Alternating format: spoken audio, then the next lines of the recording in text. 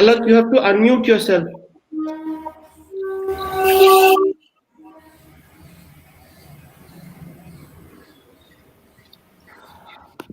Good evening, everyone, and panelists present here.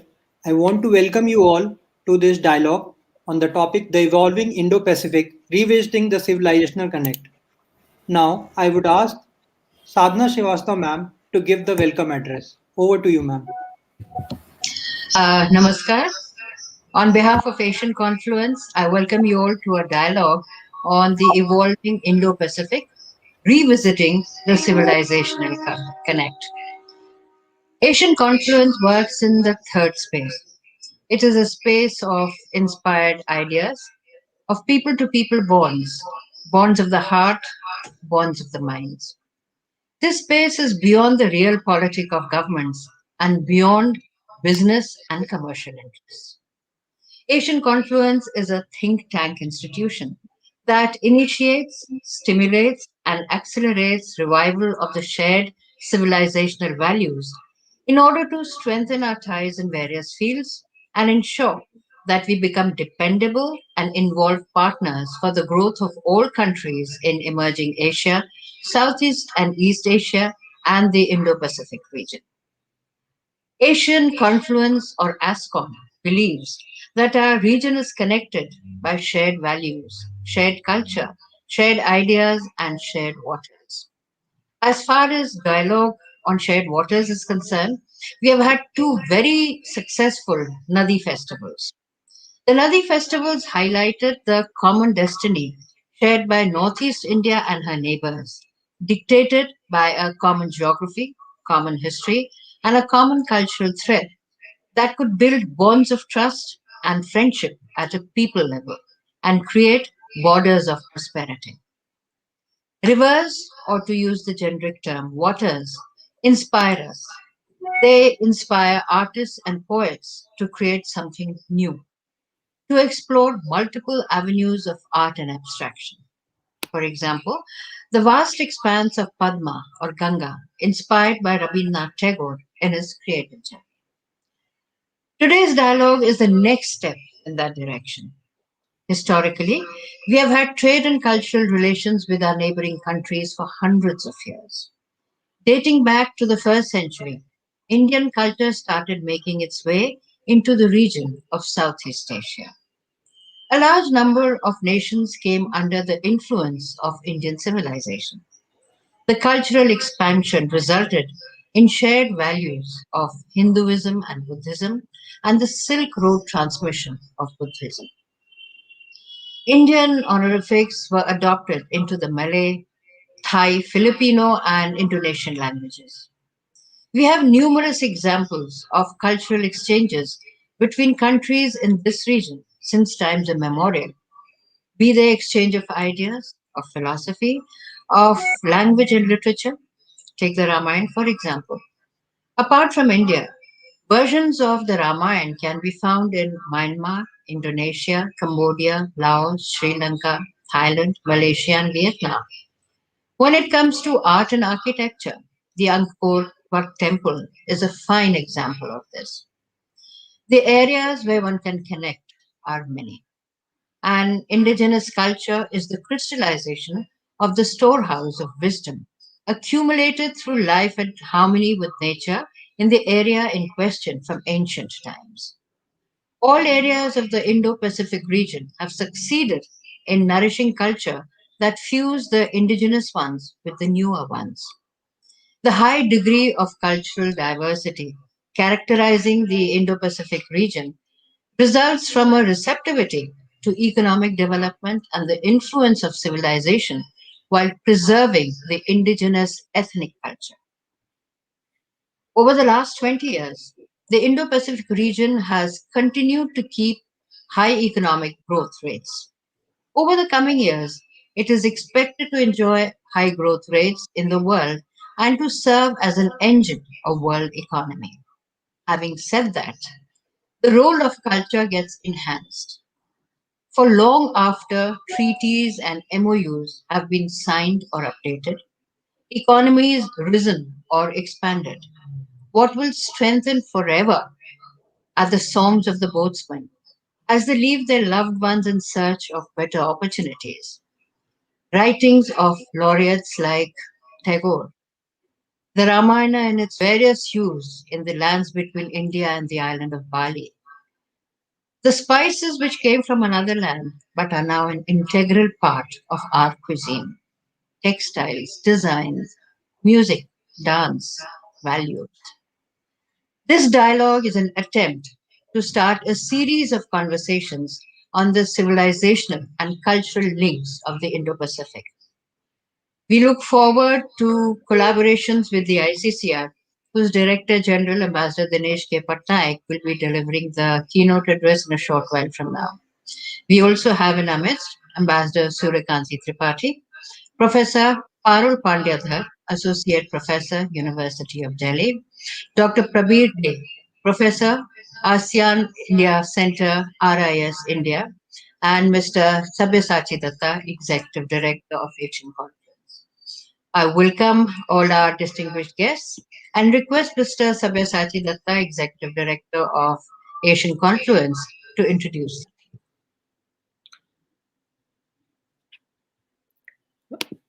Thank you very much,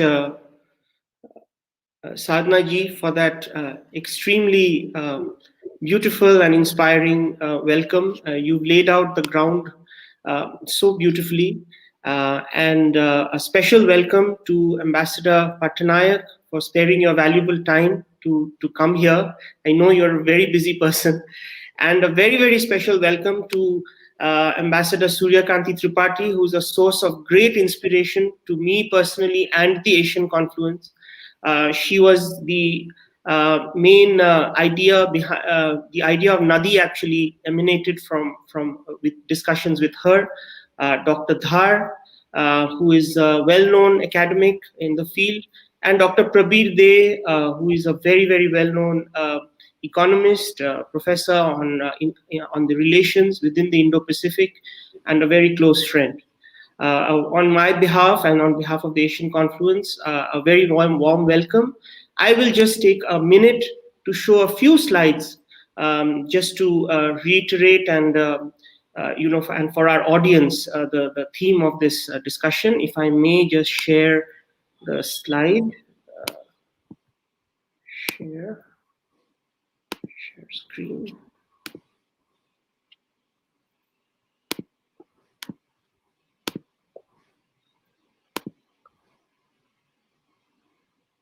Is it visible to all? Yes. Yeah. So the free and open Indo-Pacific is very much a subject of great discussion in the academic think tank and the real politic of the world today, as the center of gravity of world politics shifts to the Indo-Pacific. An aspiration for a free and open Indo-Pacific, the role of the big powers such as the Quad in the region. But going beyond that, there are spaces of engagement such as security, government, which is pretty much government-led, security, diplomacy, geopolitics. There is a space for economics, trades, treaties. But here we are going to talk about the third space, which Sadhana ji introduced, which is civilizational, inspirational, the psychological connect, the intellectual connect, the emotional connect, the cultural connect, and so much more. Ambassador Suryakanti Tripathi recently wrote a paper in which she, and I quote, this is a webinar, a list beginning with ancient scholarships and travels and born of wondrous exchanges of legends and myths, of music, dance, textiles, jewelry, paintings, scriptures, of stones and wood, of fireside stories, of puppets and clay lamps, of spices and cuisines, of the tales of planets and distant starlights, of the longing of every people to grasp the vastness. Elucidating this knowledge is the goal of this webinar. We have an advantage. The Pacific and, and India are both indeed vast in ideas. To quote another academic, the Indo Pacific is really nothing new. Just ask the fish. Tansen Sen. There is an ecological dimension to our connect. So this series is is an endeavor at Asian Confluence to celebrate this confluence of oceans, to look at maps in new ways, and I'll show you a couple of maps right after this, to cherish our shared ecology, to take learnings from history, to create conversations of the future based on our shared values, shared ideas, and our shared waters.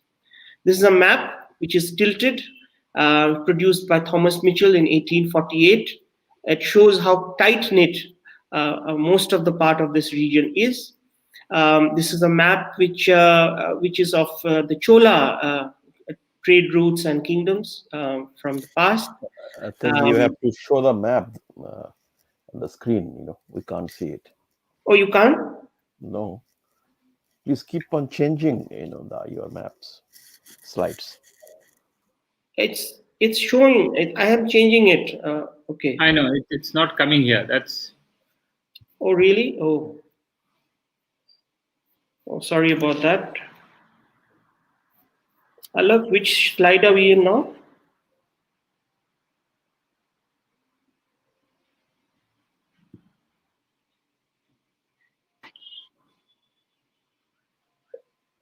So sorry about that slide because I thought there was a technology issue, I think.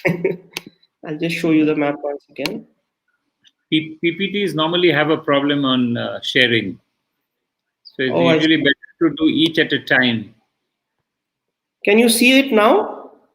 Not yet. It takes time to load. Yeah, we can see it now. Okay. So this is one of the maps. The other map is this one, which is a Thomas Mitchell map, which is tilted. So it's a way to see new maps in a new way. And that's one of the conversations, that's one of the purpose of these series of conversations. And lastly, just the idea is to build further narratives based on partnerships and collaborations, and to celebrate the ancient shloka, which is Udara Charitam Nam Tu Vasudhaiva Kutumbakam. So on that note, the presence of the serving Director General of the ICCR, so many academics, Ambassador Suryakanti Tripathi, who is also a member of our governing council, and all of you is a very, very, we're looking forward to this discussion. Thank you once again, and a warm welcome to our viewers. This video is being broadcast live on Facebook and social media. A warm welcome to all the viewers there. And also, I think it will continue to be watched as our normally videos in our channel after even this broadcast has ended. So on that note, I now would like to welcome DG Ambassador Patnaik. Sir, we welcome you and looking forward. Please deliver your keynote address. Thank you. Over to you. I'll just stop the screen sharing now. That's fine. Thank you, Sabishaji. Thank you very much, Sadhna, for giving the opening remarks for the seminar. And it's good to see Ambassador Suryakanti Tripathi, who, like you said, has been an inspiration to many of us, including me as a young officer many years back. So it's good to see all of you. I'm going to free will and talk openly. There is not going to be any set way that I'm going to speak. It's like the water that connects us. I'm going to probably flow through every nooks and crevices that you can have in this connect that we have between India and the ASEAN countries, Southeast Asia. We call it Indo Pacific, which is good, but right now we are basically looking at an Indian ASEAN thing rather than an Indo Pacific, because the description of the Indo Pacific varies according to which country you are from. And like I tell somebody, when India defines it, it defines it from Mombasa to Manila, and the Americans probably describe it as Mumbai to Hawaii. So it all depends on how you look at the Indo Pacific. But whatever it may be, water has been the principal theme. And when you talk about water, we've always said about India and the Southeast Asia that we are separated by land but united by water. India never went to Southeast Asia through land. It went by land to Xinjiang, to Tibet, to China, to Korea probably, but it never went by land to Southeast Asia. Very few journeys were made because of probably the forests and the highlands, but it was always by water. And water was also because of the monsoons. The project Mausam that we started some years ago was the essential part that the monsoons create regular wind patterns. These regular wind patterns create navigational routes. And these navigational routes actually took people from both sides, from India to Southeast Asia and Southeast Asia to India. And the turnaround time usually used to be a year and a half, because you went with one monsoon winds and came back with the next year's monsoon winds. So it took about a year and a half for you to come back. So in a year and a half is a long time for you to be culturally assimilated in that country. So Indian culture and the Southeastern culture naturally evolved into each other over many millennia, thousands of years.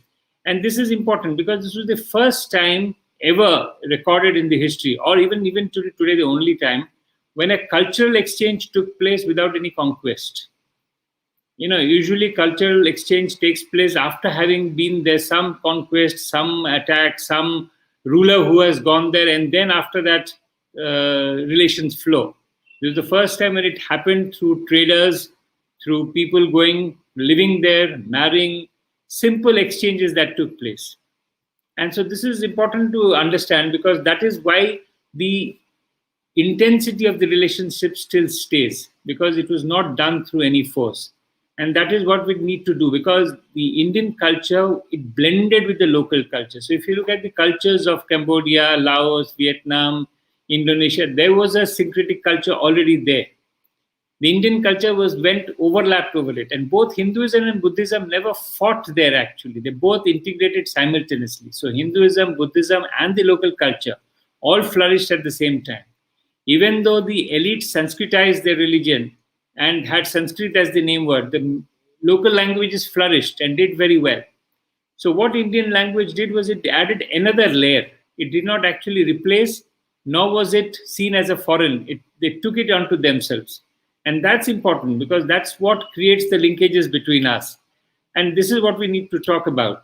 But what is more than that is that while we talk about the Indo-Pacific, most of the time we talk about strategic, political, military, economic linkages.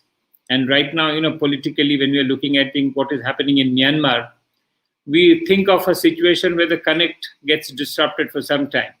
But when you look at civilizational connect or culture or other things, then we realize that the connect has been going on for years and years, and it will continue to go.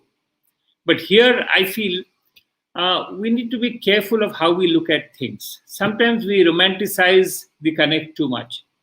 We think that it's a wonderful connect. But does the present connect actually reflect the closeness of the past? Do we really have that kind of a connect that was there in the past? Today, the only way to fly across is to fly across. We used to sail across, or at some stage even walk across and move across. But today we have to fly, and that too, there's most of the places which are connected to the Southeast Asia, which is the northeast of India, still doesn't have a direct connection to most parts of Southeast Asia. So while we can romanticize the idea and think wonderfully of what we are supposed to do, we also need to be realistic that we need to have a lot of work ahead for us to regain the glory and the closeness of the past. And that is important, because once we have an idea and we stop romanticizing the fact that we are very close, we will put in place structures which will bring us close, because the base is there. I always say the relationship between countries is like the fabric, is like a fabric. The more threads you have, the fabric is stronger. It also makes it such a way that even if one thread breaks, the political thread or the economic thread, the other threads hold the fabric together. And so India and ASEAN, we have multiple threads. And like the quotation Sabyasachi made of Mrs. Tripathi's note, you have from cuisine to jewelry to culture to dance to music to intangible heritage to monuments to temples, everything. I mean, we have all the connections that are required between any two nations. So how can it ever fail? It can never fail. It can actually become a close relationship. But we need to build on that. We need to work. And conferences like this, seminars like this, which bring forth ideas that we can work together, are very, very important. And so what are the ideas? What are the things that can connect? What can we do together that will actually bring us? Culture, of course, comes first, but I'll look at it last. Tourism. I mean, today, COVID-19 has been a classic case of where tourism worldwide has been affected. The only way out is to start doing tourism locally. Long distance tourism is going to take you years and years for it to recover. People are not going to fly across the world today, given COVID, to do tourism. They're going to look around them. And when you look around you, it's a natural synergy between the beaches and the tourism of Southeast Asia and the mountains and the tourism of Northeast India or even India. There's a natural synergy which is there. People do not flow across. There are not people driving across the borders of India and Southeast Asia. People not flying to each other. We need to put in place. That is the tourism we need to encourage. The second is education. We haven't really got an educational connect. I don't see why there are not educational institutes in the northeast of India where Myanmaris, Thais, Laotians, Cambodians come and study. That used to be the thing. You have IITs, you have institutions, you have medical universities, you have colleges, which actually do not have students from them. I find students from Southeast Asia come to India only for Buddhist studies. They don't come for normal studies to the Northeast. They come to the rest of India. But the natural inclination where they feel comfortable is in the Northeast of India. Yet we are doing not much, and we need to do that. It's an easy connect. I can see Myanmaris actually taking a bus to come across to study in Mizoram or in Nagaland. I mean, it is that easy. But yet we have never been able to establish that connect. So that is the second. And the third, of course, like I said, culture, if you have to come back. In culture, there are many things. I mean, we have the architectural connect where we do monuments, restoration of monuments. We do a whole lot of activities in Southeast Asia. But in the intangible heritage, what we do a Ramayana festival. We're now coming up with the encyclopedia of Ramayana. But this is all small events. We need a regular cultural connect. We never had a situation where the Apsara dance of Cambodia and the dancers of India work together. Or the Laotian dancers and Indian dancers or musicians. The Laotian musicians and Indian musicians work together. The base is the same. We all use the same kind of instruments, the same monophonic system of music. Most of Southeast Asia is monophonic. Western music is polyphonic. So when you have a monophonic system, it's natural for you to be able to work together. But yet we do not have those kind of institutions put in place. So we need to work on all this. And I'm glad your conference is the beginning of a series of conferences which will bring out all these things. We need to concentrate on it. Cuisine, I mean, you name any aspect of the relationship of culture, we can work together. So these are things I will be delighted if this conference takes it out. There are people working on it. We need to push governments and institutions to also work more on this. These are things which is necessary today more than ever. We are focusing only on a small part of the cultural connect, the civilization connect. There is a much larger piece out there which we need to work on, and it has to be people to people. But what COVID-19 has given us is a chance to look at things much better. Today, online, like we are sitting here, is actually making us much closer than we were before. I am able to talk to a wide range of people across the world easier now than before. Earlier, I had to think of traveling across to go and meet them. Now, sitting in one place, we can now connect across. We can put in place systems and mechanisms for us to work together. So we should use this medium, this system, to be able to work together on various issues. So all I can do is wish you all the best, the Asian Confluence. Revisiting the Civilisational Connect is a brilliant idea. You are not just revisiting, you are probably recreating the Civilisational Connect. Come out with ideas and probably we'll work on them. ICCR is going to be a partner and we are going to work with you to ensure that whatever ideas come out, we can at least to a large extent help you or partner with organizations in the Northeast and in the other places across ASEAN countries to be able to put this into place. With that, I thank the organizers and have a great conference. Namaskar. Thank you very much, Ambassador Patnaik. I think your comments make so much sense, especially for us being located in the Northeast.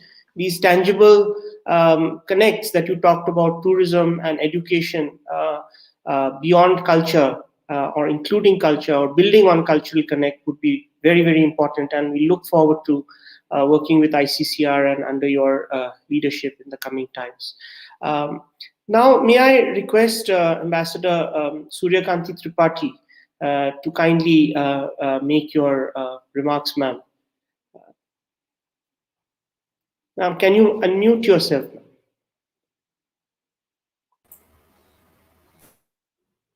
Yourself. Yeah, it was unmuted. Yeah.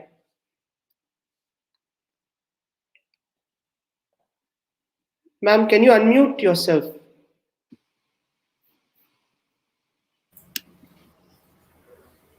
Can you hear me now? Yes, ma'am. Yes. Carry on. Okay, fine. Thank you very much indeed. Thank you, Sati Datta, as Executive Director of ASCON. We have known each other for several years now, and I'm happy that you invited me to this conference on revisiting the civilizational connect of the Indo Pacific region. It's a vast subject.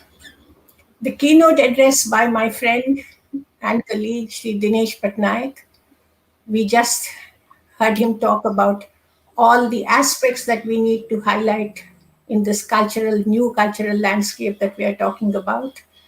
And he also defined the overall contours of what our discussions should be and where we should go. And like he said, we have to put in the necessary structures to make them fruitful. The Indo-Pacific area spans the countries of the two-ocean geography of the India and the Pacific Oceans, comprising the tropical waters of the Indian Ocean, the Western and Central Pacific Ocean, and the seas connecting these two around Indonesia. That is the definition. In the last decade, the term Indo-Pacific is being frequently heard in economic, strategic, and geopolitical discourses as an area with inherent strengths. We are a closely land and water connected area. So we have also long been civilizationally connected, culturally connected in much of this region. We have woven ourselves with the shared strands of philosophy, history, art, culture, and lifestyle. This innate understanding will undoubtedly fortify all our other interactions. But let me begin by saying that India is a cultural superpower. India has demonstrated that a nation state can function as a socially diverse, culturally plural, multilingual, and multi-faith country. It need not be a single language or a single religion country to be culturally confident or strong. That has made us a soft power powerhouse. Cultural diversity is India's major asset. It gives us the capacity to deal with the new and the unfamiliar. It helps us to deal with the globalizing world. Now, when we look at it, cultural tourism and cultural exports are very competitive markets. Countries relentlessly wage the battle for hearts and minds. As you can see in Europe, after centuries, the UK and France still continue with their competitive cultural struggle. So it's not going to be easy. Now we have said that instead of the Asia Pacific, let us use the term Indo-Pacific. This is a significant geographical reconceptualization, very important for us in India. The change is to India's advantage. Given India's cultural strengths, this is to make culture a central component of international relations. A British document on cultural cooperation some years ago began with this quote of William Fulbright. He said, "In the long course of history, having people understand your thought is much greater security than procuring another submarine. So let us also strengthen our security through culture in the Indo Pacific." We also have to find the right mix between soft power, because we cannot discard hard power altogether. So between soft power and hard power, in order to achieve real influence, or what Joseph Nye called smart power. We have one shortcoming though. Unlike the entertainment industry, Indian news channels still tend to be largely domestic oriented and therefore absent in the global arena of news. Of the countries with global ambition, India is the only country where the national broadcaster, our Doordarshan, whom we have been seeing for several decades, is missing in capitals across the world. While English language private news networks like NDTV, 24/7, CNN, they can be seen globally owing to technologically facilitated broadcasts, they mainly cater to the Indian diaspora with India-related news. They are not in the business of international news supply. Whereas non-English speaking countries like China, Russia, Qatar, we all see Al Jazeera in English. They have English language 24/7 news networks around the world. This is a significant lacuna and a lack of a key instrument of public diplomacy in the cultural field. Now, knowledge travels easily if it is allowed. India made the zero travel. India made the Ramayana travel. Anything that is of value travels easily from one fount of intelligence and wisdom to another. I will tell you something historical. Bimbisara, the Raja in the 5th century, King Bimbisara in the 5th century BC, laid the foundation of the Magad Empire. And he made an offer of half his kingdom to the ascetic Gautama and said, "Please stay with me." Gautama turned it down, naturally, because he himself had renounced the kingdom in search of enlightenment. Then Bimbisara made Gautama promise to return to Rajagriha to enlighten him, should the ascetic find what he sought. When Gautama became the Buddha, the enlightened one, he did not forget his promise. He visited Rajagriha with his disciples. On hearing that the Buddha had arrived at his city's gateway, Bimbisara went out to welcome the Buddha. He paid his respects to the Buddha, and out of gratitude for the spiritual gift from the Buddha, King Bimbisara assigned a park for the use of the Buddha and his disciples. That park was named the Bamboo Grove. The Buddha spent several long months there. The Bamboo Grove Monastery in Rajagriha and the Jetavana Monastery in Shravasti became the two major centers of Shakyamuni's teachings. The Chinese, the Japanese, the English names are all the literal translations of Sanskrit. Venu Vana Vihara. Venu and Vana meaning bamboo and grove, and Vihara is the monastery. Then the story continues. "I rejoice at your presence, my lord. I must often hear the sacred word from your lips. You must now accept a gift from me." This is how he offers the bamboo grove. "You and your disciples can live there. If you will accept it, it will be our great blessing." A basin was brought filled with sweet water, and the king poured the water over the master's hands. And he said, "As this water pours from my hands into yours, so, Lord, may the bamboo grove also pass into yours." They say the earth trembled. For now the law had the soil in which to take root. That same day, the master and his disciples went to live in the bamboo grove in Rajagriha. the law had taken root and spread to so many countries. Do you know Rajagriha is the name also that Dr. B.R. Ambedkar gave to his house? It is Dr. B.R. Ambedkar who is recognized as the father of the Constitution of India. There is, he died recently, a Chinese philosopher and author who was also an ambassador.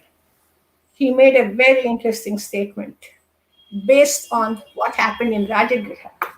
He said India conquered and dominated China for 20 centuries without sending one single soldier. That was the strength of Rajagriha. Aryabhatta, the 5th century Indian mathematician, said of the zero, I wrote it in my initial note, that sthanat sthanam dasagunam siyat. For the zero also travels. Moving from place to place, each time it multiplies 10 times that which it precedes. Aryabhatta said it, and we are proud because India was the land that first to understand the concept of Sunya and what it can do. You know about the Chaturbhuj fort, Chaturbhuj temple in the Gwalior fort, which contains the earliest known wall inscription of the digit zero.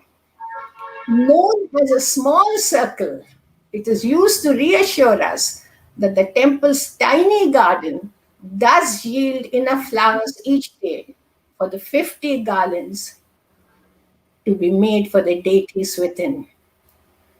A stone tablet, some years later, found in the ruins of a temple in Cambodia on the banks of the Mekong, shows the zero in the digit in the number 605, which is the Saka era year. The zero was thus the early example of Indo Pacific collaboration. Incidentally, I'd like to mention an interesting connection. Steve Jobs, the founder of the Apple company, was born today, 24th February, in the year 1955. He traveled across India for several years and he became a Buddhist. And it is said that what the Buddhists call mindfulness played a major role in securing Apple's success. Commenting on Steve Jobs, an American journalist said the best Apple products seem like they have suddenly appeared from the Buddhist concept of emptiness, sunyata. They were unencumbered by previous notions of what a computer, a phone, or a tablet device should be. The iPad, the iPod, and the iPhone were considered cosmically clean avatars of the new. That is how far and in the different ways that the zero, the sunya, travels. When Steve Jobs died in 2011, there was a memorial service for him. He died of pancreatic cancer, and he knew he was dying.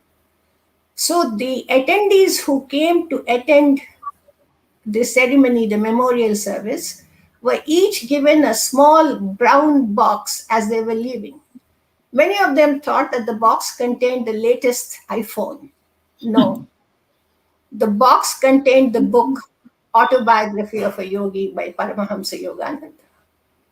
It is what Steve Jobs wanted to think about and what he wanted the others to think about. So India is a soft power superpower. And through its ability to share its vast culture with the world, through food, dance, music, health, technology, etc., we can change the world, provide a dynamic alternative to Western cultural values. Because the ultimate in soft power is the travel from zero to infinity, from sunya to purna. Culturally, intellectually, in knowledge and understanding, if the cooperation between us is genuine and broad-minded, If we can both teach and learn, then the Indo Pacific will be the bamboo grove of the Earth's future. And probably much later, it could well be the bamboo grove of the deep and distant future, visible from the outer skies, for the knowledge and humanity that the soil imparted to life and the living. Thank you.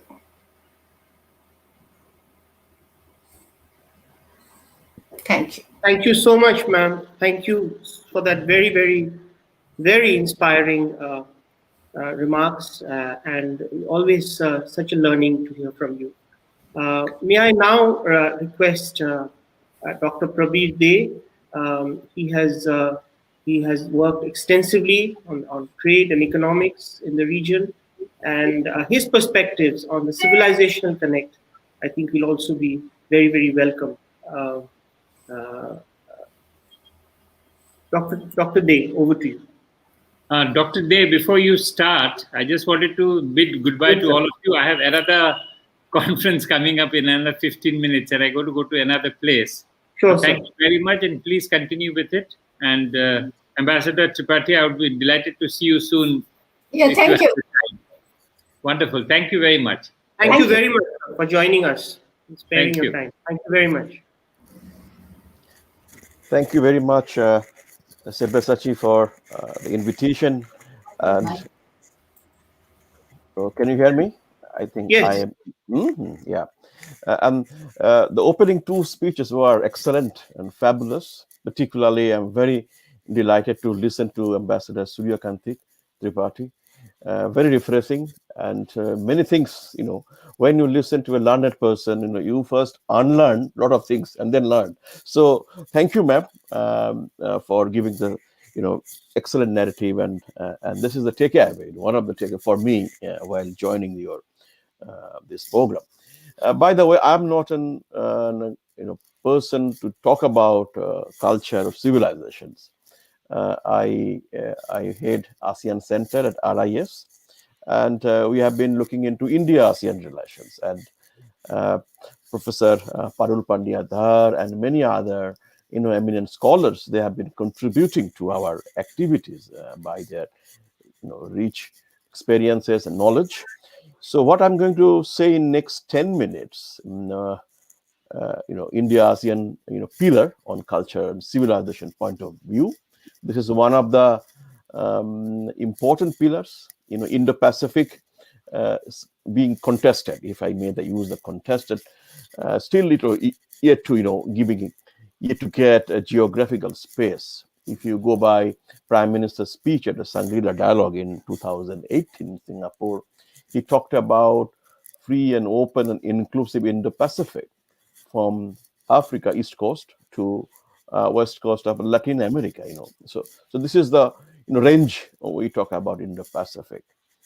And what are the important elements coming into Indo-Pacific?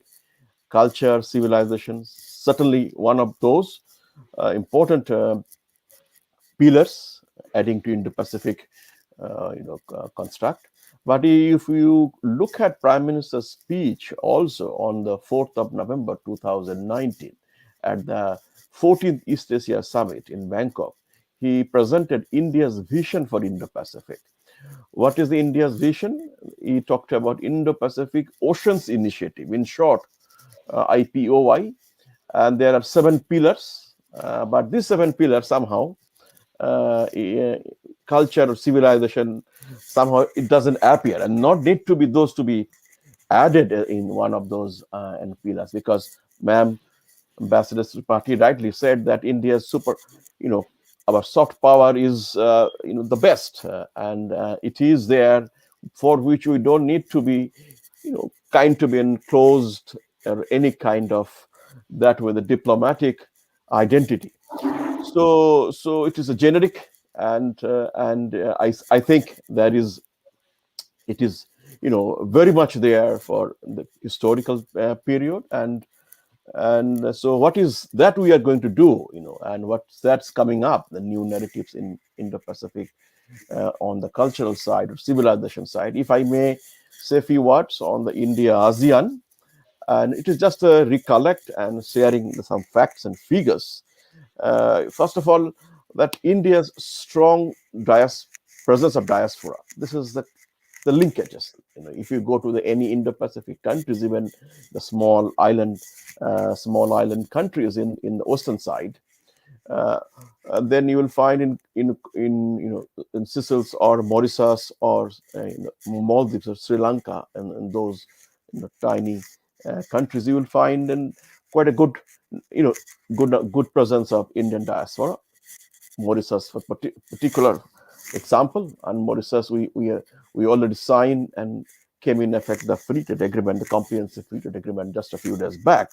So diasporic presence is very important, and that's what the Ministry of External Affairs I found unique. Their activities to connect those, and you have seen this is unique in the sense that I haven't seen any other countries. They are coming with a very structured program to connect with our diaspora across the world.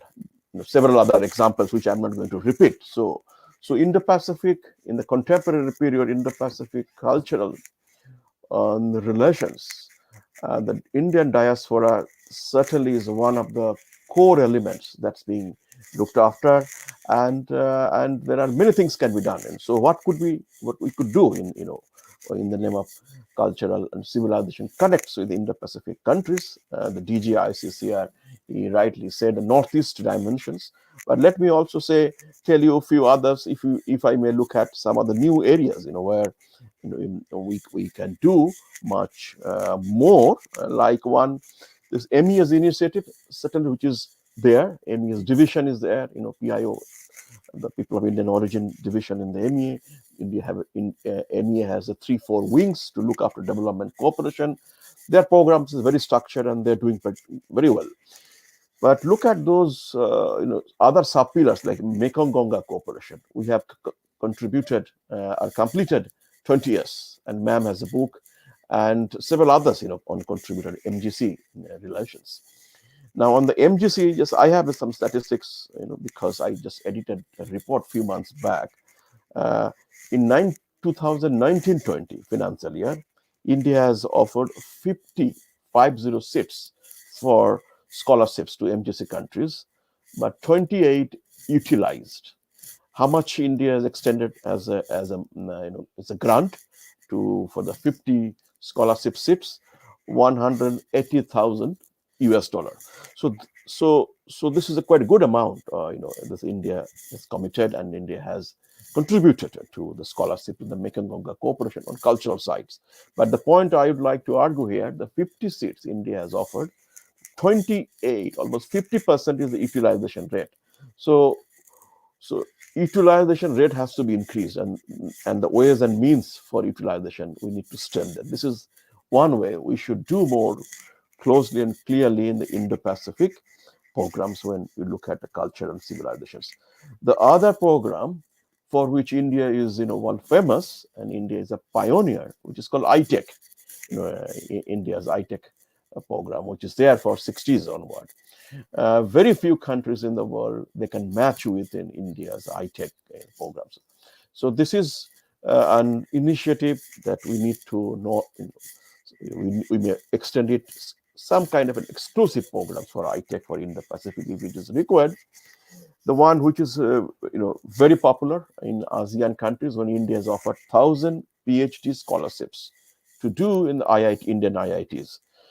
This was actually launched in 2018 Delhi declarations, when India and ASEAN had their 25 years of partnership celebrations.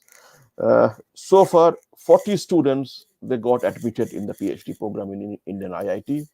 2 rounds of such kind of admissions completed, but 1,000 we have offered free scholarships, but only 40 so far admitted.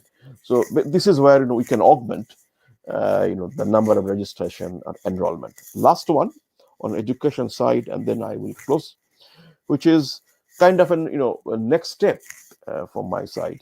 I'm not going to speak about tourism, that is being very well covered by TGICC here, but what can be done in Indo-Pacific, because Ambassador Srideekanta Tripathi is there. She knows it very well that if you need to encourage in regional blocks, the bigger nations, they have to sacrifice more. They have to offer them, if it is maybe subsidy sometimes programs to encourage countries and to get their interest in the bloc, to maintain their interest. So what can be done? And by looking at the experience in ASEAN as well as IORA, where we have also several activities, plus bilateral initiatives that India has done in the Indian Ocean and Southeast Asia. I think without much investments, maybe this discussion may take away that Indo-Pacific network of universities that we can do, Indo-Pacific network of think tanks.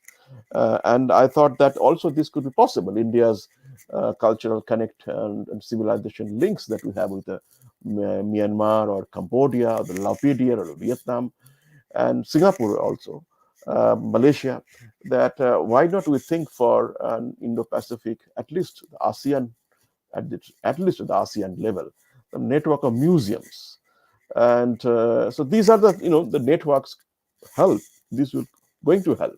When you take a big architecture, a big program like Indo-Pacific. So this, I think, I would request organizers to take a note about these recommendations and maybe share with the concerned authorities.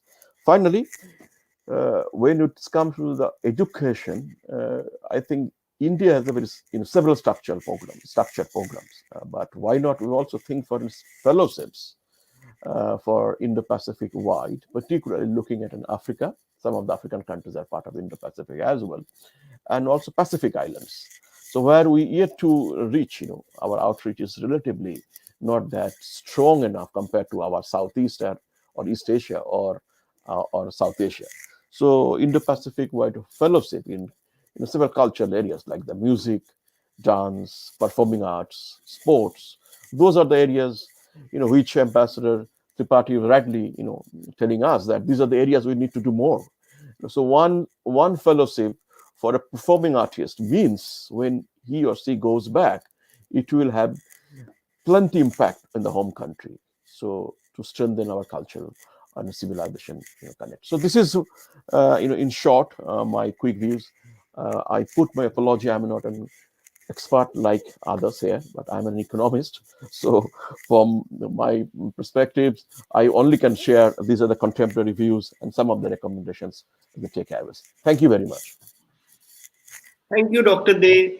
Thank you very much. I think coming from you as an economist, all of these ideas make a lot of difference, and let's see how we can all work together to see how that can proceed. Now, may I request Dr. Parul Pandya, Madam, for your remarks. Dr. Dhar is a very well-known authority. She writes extensively on subjects, and looking forward to hearing from you, Dr.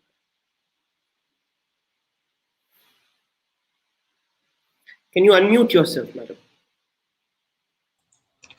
Thank you very much, Dr. Sabyasachi Datta.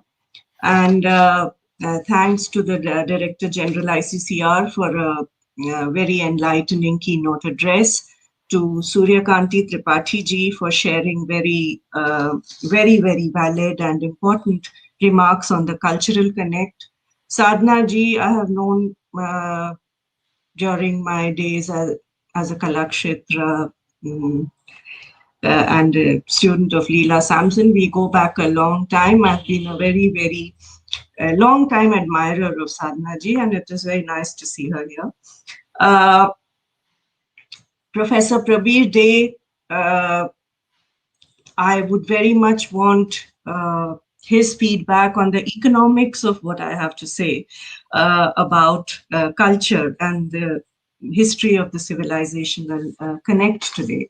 Now, many very interesting aspects of the long history of the civilizational connect have been made right from the first address by by the Director General of the ICCR, followed by Suryakanti ji, Sadhna ji, Professor Day, Dr. Datta. Everybody has indicated, given a sense of how far back in time this connect across the sea, across the Bay of Bengal, across the Java Sea, across even the South China Sea, that India connects, and also overland, so that we have actually connected with the ASEAN region, which is the sub-focus of the Indo-Pacific today, of course, very extensively by the sea, but also in a very big way by land as well, Myanmar, Thailand, and so on. Now, just to kind of situate it a little, we've had archaeology of these connects going to the pre-Common Era period. Now the recent historiography of the maritime connections between the regions is even before 500 BC, shipwrecks, potsherds, etc. In terms of the Sanskritic literary cultures, the Brahmi script, the Sanskrit inscriptions, the early Okan inscription that has been found in the Nha Trang region of southern Vietnam, and the Mulavarman Yupa inscriptions from the region of Borneo tell us very, very important histories of this connection, where you have phrases like Iha Agata, they were invited to come. The Indian scholars were invited to come to Southeast Asia and to be part of the courts of the early kingdoms of Southeast Asia. You have phrases like Lokasyasya Gatagatim in the Wokan inscription, which has been traced by scholars like Filioze and on to the Balakanda of the Ramayana. The Buddhist connect, the Hindu connect, but also the people-to-people connect. You have so much of information about Mahanavikas, about merchants, traders, about Bodhisattva Avalokiteshvara being the guardian of the mariners when they traversed the seas, and so on. So we are full of that. But the big question that arises is, how does one bring the deep histories of these cultural connections forward into the present? And I think that is the challenge, that that we actually need to remind ourselves of the past. And if you think about today's generation, how many of the Indians or Southeast Asians or East Asians are really even cognizant apart from a vague shared past? So how is this past to be brought forward meaningfully in a modernized contemporary format? Now, I have three broad points to make. The first being that, understanding the past connection with greater clarity of thought and inquiry is extremely important to avoid misconceptions and imaginations of some kind of a purified, Sanskritic, exclusive Sanskritic connection, let's say. So that it's very important to address both the elite and popular histories of the common histories of the cross-cultural connections, the history and historiography of our past at various levels, whether it is trade, the different forms of knowledge transmissions, cultural practice, merchants, traders, Buddhism, Hinduism. And I think what I'm coming down to is really that the academic engagement with the histories of the past is very important at the levels of universities, institutions, faculty exchanges, student exchanges, and chairs. And given that the education budget is to be distributed with equally important and more urgent fields like, let's say, technology, engineering, economics, commerce, and so on, can be effectively also use the digital media to build a community of active engagement between students and faculty. I think that's very important to do away with certain misconceptions about how we connected. The second is that, given that India is committed to democratic approaches in rebuilding and reinforcing past connections, and why do I say that? Because it in no way promotes, never has promoted or even proposed any kind of coercive or occupational strategies to generate people-to-people contacts. And we do have many examples from the very recent past of other Asian superpowers using coercive occupational strategies in Southeast Asia to generate a forced people-to-people contact. That is not what India has ever proposed or done. So what are our strengths in building bridges that can be meaningful in the long run? I have 7 points under it, but I'll go very fast. There's travel and tourism, which the Director General spoke about.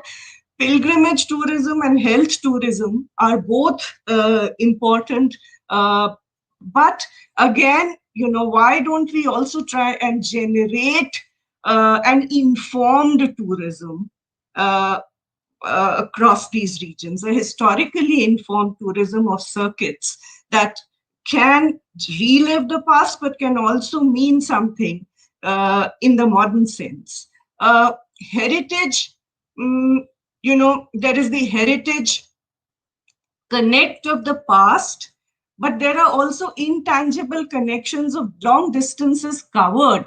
So, the two sides could actually converge to make joint proposals of the connected pasts in terms of, what that heritage symbolizes, its conservation, its preservation, which ASI has been involved in Tafrom and Angkor Wat and Mizon in Vietnam, but its documentation and its scientific, electronic, digital documentation and sharing needs to be increased manifold.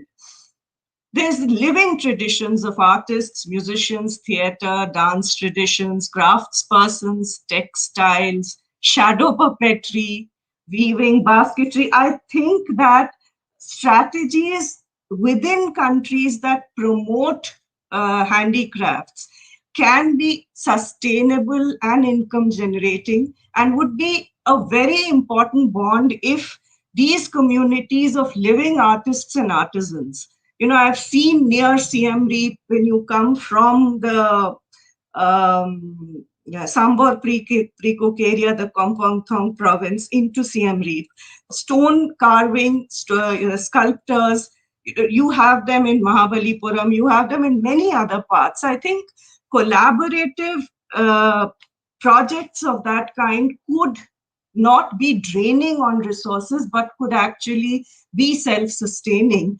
And these kinds of activities, whether it is education, tourism, culture, or living traditions, could actually create the long-time bonds that are required. Museums, museological practices, exhibitions. I think one of the most underrated investments would be an investment in languages and scripts. We don't understand each other's languages. We are very close. In fact, we are losing our own ancient languages and scripts. And आप बात समझते हैं जब एक दूसरे की, जो north east और बर्मा और थाईलैंड के लोग अगर if they start understanding each other through language and exchange, those bonds are much stronger. Those bonds are much more long lasting. I think epigraphy, language, literature is very important, and the use of the digital media.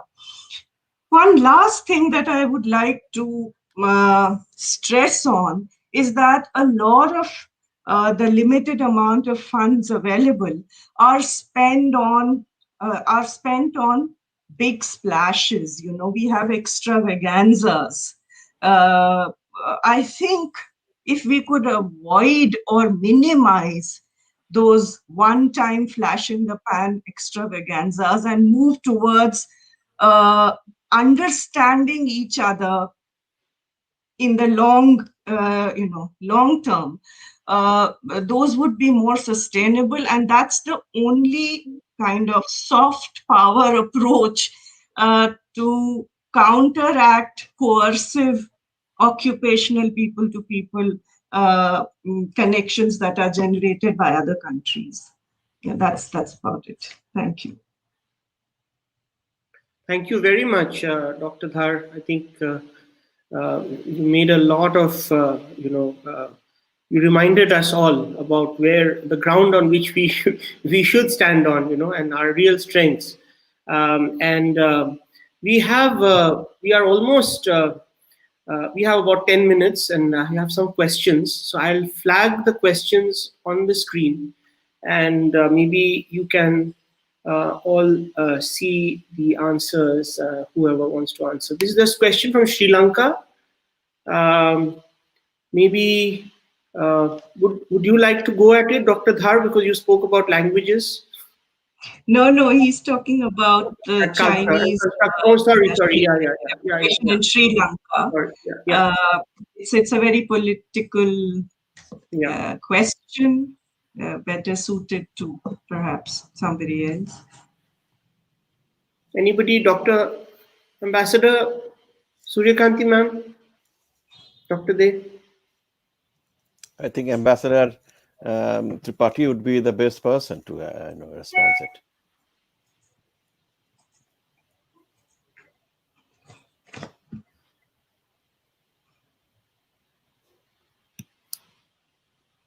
Ma'am, would you like to say something? I think you are muted again. Or? Is your mic unmuted, ma'am? Can you hear me now? Yes. No, firstly, I can't even see the question because my screen here is not showing very much. And secondly, if it is political, and then I would not be able to answer it because I'm really not au fait with current events and happenings. Okay. No, ma'am, the question is actually not in that way it is political. The person from Sri Lanka has asked that the Chinese language boards are increasing in Sri Lanka. And at the same time, we accepted Indian culture at the same time. So how can we strengthen the Indian culture? So your view, ma'am.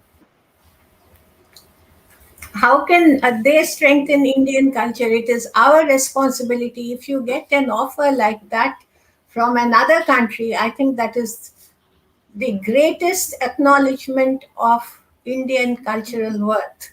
I think if you get an offer like that, it is our responsibility to ensure that we make a definite contribution, whether it is in terms of cultural, whether it is in terms of people, whether it's in terms of education, to meet their requirements. You see, China has always been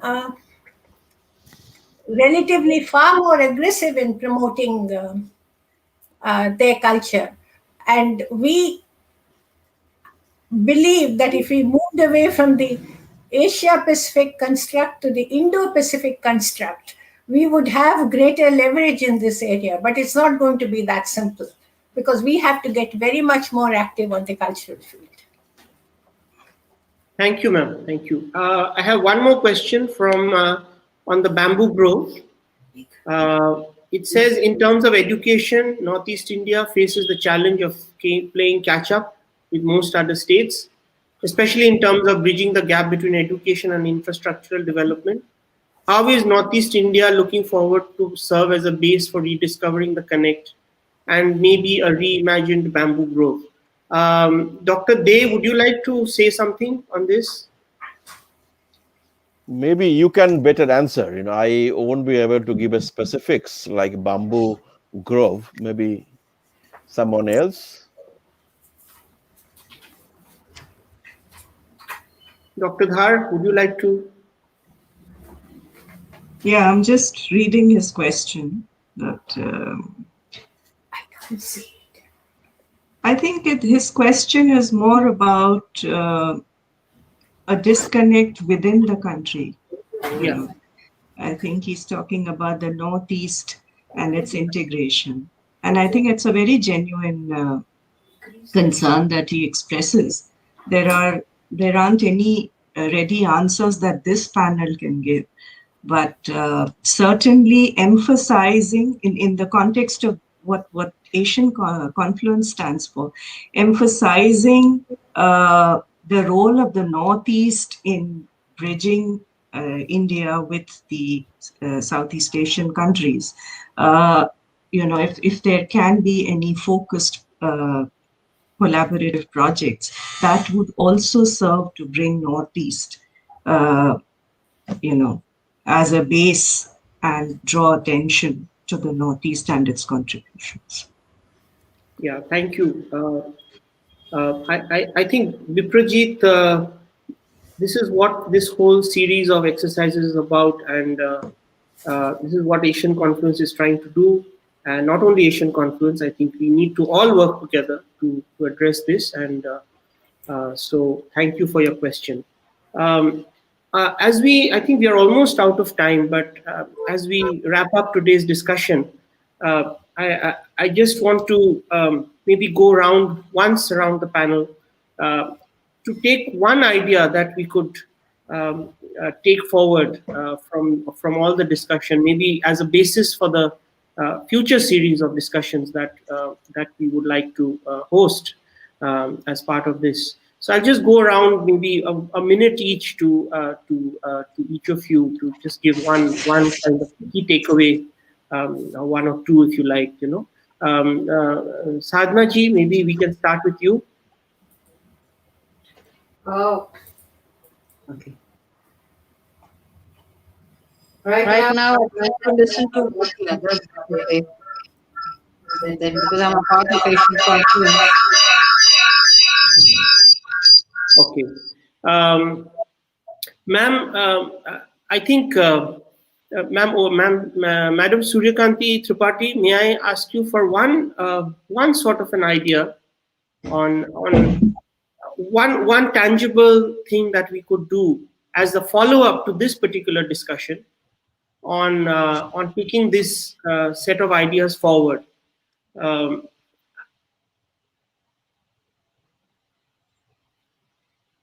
Ma'am, can you unmute yourself?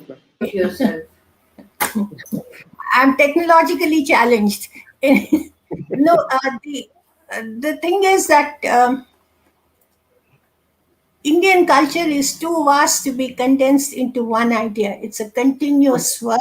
It's a work over a wide range of activities. Where if you start with music, dance, philosophy, sculpture, literature, on each one of them, there is enormous amount of work to be done. And therefore, to condense it into one idea and say, what can we do next is not enough. You have to say, what can we continue doing for the next century? That is the question. Because India is a great cultural superpower, and we have to put our imprint on the world. The Western concept of culture is diminishing. It is the Indian concept of culture that should grow. I want to, maybe because you have asked me, I would, this is a favorite verse of mine from Amir Khusro. He says, Agar Firdaus bar ruye zaminast, aminast, oh aminast, oh aminast. If heaven is anywhere, it is here. And we have to ensure that all the cultural qualities of this heaven are spread across the world. I'm not talking of all the difficulties we have, whether it is poverty, illiteracy, corruption, lack of adequate educational facilities. I'm not talking of that. Those are economic, social aspects that we have to tackle. But if you're talking of culture, then it is continuous, because through culture, we can get to where we want to get, because fundamentally, as Max Miller said, India stands at a place with an enormous culture behind and an enormous culture ahead. It's a long job.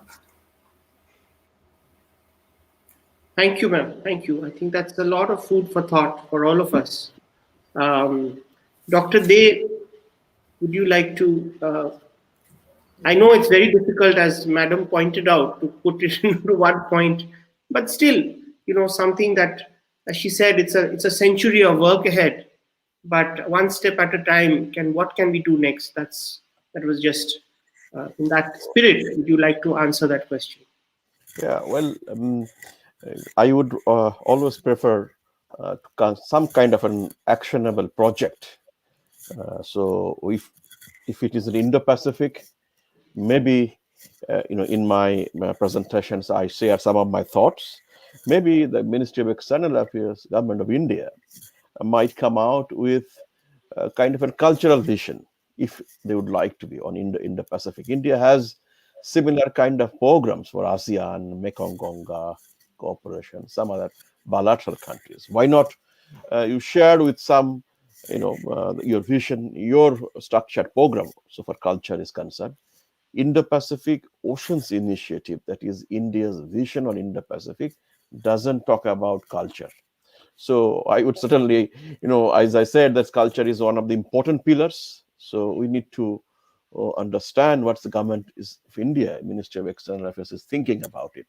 The structured program, what Professor Parul Pandya there, Professor Suryakanta Tripathi, Madam Sadhana Srivastavaji, and TJ ICSS have said, and you, from your previous conversation and dialogues, I think we expect from the government kind of a structured programs. When it is a non-government, it should remain as an open, there's open forum to talk and discuss about culture. So that should be, our line of activities, if I may. Thank you very much. Thank you. Thank you. Dr. Dhar, kindly unmute yourself. Well, I've been thinking through this one thing that I should prioritize while the others were actually discussing what is possible. I think that something that can go beyond the immediate government in power, if culture and policy experts could frame a document that has both a long-term vision and a short-term objectives. And within the long-term cultural connect objectives, if there can be certain short-term projects that can begin to fructify, and that can remain, say whether you take up some aspect of the connect to educate and to sort of to publicize in what Mrs. Tripathi had mentioned as the public diplomacy of culture. If certain strands within that larger objective could become the short objective. Now that subset could be anything. It's not for me to say what it should be, but with a lot of discussion and brainstorming, if we can arrive at a certain, say a 2-year goal or a 3-year goal within the long, after all that cultural connect took millennia, and we are not going to be able to reconnect tomorrow, but can we begin in a way that even if the government in power at the center changes, that has a longer life than the immediate government. That's it. Thank you so much. On that note, I just wanted to say that at Asian Confluence, we have been thinking and working on.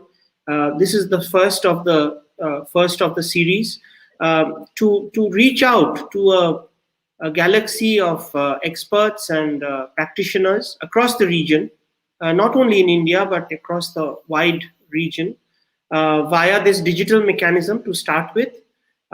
More such conversations on this cultural, civilizational, language connect, using the digital medium to reach out, to have more conversations such as this, which can maybe be foundation of creating a community of people that could come together to ideate on some joint projects together. Maybe some, and once this COVID thing, maybe try and see how we can even meet, so towards that end, we will continue our commitment, our work, and we look forward. We count on all your blessings, your support, your intellectual inputs, and your moral support above everything, to take this forward. And maybe, in the days to come, we'll have more such conversations and webinars to which, ask people like you to actually lead the conversation. So I hope you will, all agree to that in the larger interest of what we talked about today, to forge the bamboo grove that Ambassador Suryakanti, she wonderfully put the entire Indo Pacific and called it a bamboo grove, which is actually so apt, because we are so big and so expansive, yet so tightly knit at one level, and so aptly put. So thank you for that very inspiring evening of conversation, and looking forward to many more. Thank you very much. And a big thank you to our team, Alak, Akash, and all the interns at Asian Confluence for your support. Thank you very much. Thank you. Thank you very much.